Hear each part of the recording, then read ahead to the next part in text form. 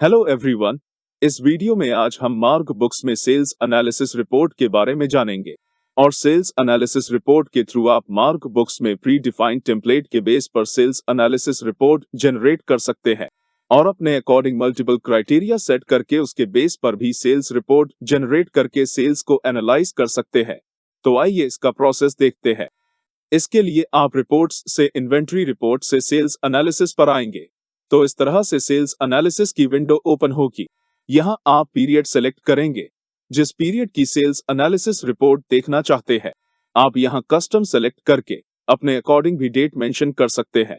यहाँ आप date mention करेंगे जिस डेट से जिस डेट तक की आप सेल्स एनालिसिस रिपोर्ट आप देखना चाहते हैं। तो जैसे अभी मंथली सेलेक्ट करते हैं।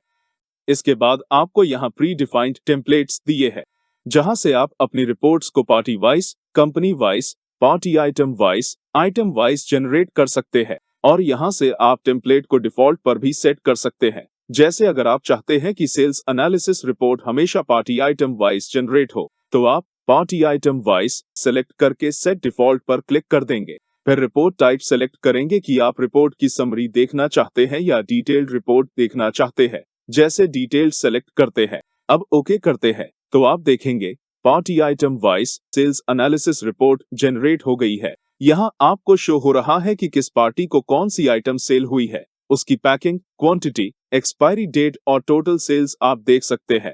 इसके अलावा आप चाहे तो यहाँ क्रिएट न्यू पर क्लिक करके अपने अकॉर्डिंग इन क्राइटेरिया के बेस पर सेल्स एनालिसिस रिपोर्ट जनरेट कर सकते हैं। अब जैसे हम यहाँ पार्टी वाइज, कंपनी वाइज और आइटम वाइज के बेस पर सेल्स एनालाइज करना चाहते हैं तो यहाँ क्राइटेरिया से पार्टी वाइज सेलेक्ट करते हैं, फिर पार्टी सेलेक्ट करके ओके करेंगे, फिर सेलेक्ट करते हैं कंपनी वाइज और फिर कंपनी सेलेक्ट करेंगे जिसकी आप रिपोर्ट देखना चाहते हैं और ओके कर देंगे और फिर आइटम वाइज सेलेक्ट करेंगे और आइटम सेलेक्ट कर लेंगे। तो इस तरह से आप क्राइटेरिया सेलेक्ट कर लेंगे। इसके बाद अदर डिटेल्स पर क्लिक करके आप ऑपरेटर सेलेक्ट कर सकते हैं। इंक्लूड से आप सेलेक्ट कर सकते हैं कि आप सेल चालान, स्टॉक इश्यू, क्रेडिट नोट को इंक्लूड करना चाहते हैं और फिर इसी तरह से आप स्टोर भी सेलेक्ट कर सकते हैं।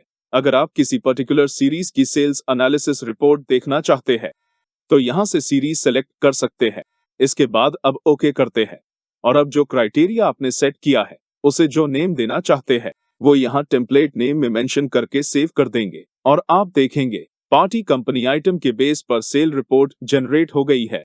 और अब आप यहाँ देख सकते हैं कि किस पार्टी को कौन सी कंपनी की किस आइटम की कितनी क्वांटिटी सेल की है, उसकी एक्सपायरी डेट और टोटल सेल भी आप देख सकते हैं। बैक बटन पर क्लिक करते हैं।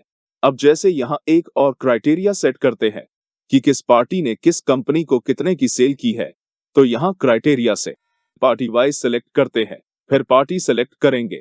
इसके बाद एंड में कंपनी वाइज सेलेक्ट करेंगे और कंपनी सेलेक्ट कर लेंगे जिनकी सेल्स रिपोर्ट एनालाइज करना चाहते हैं और अब ओके करते हैं।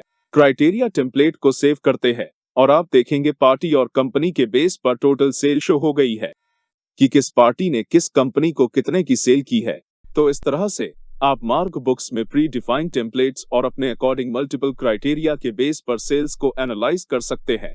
Thanks for watching.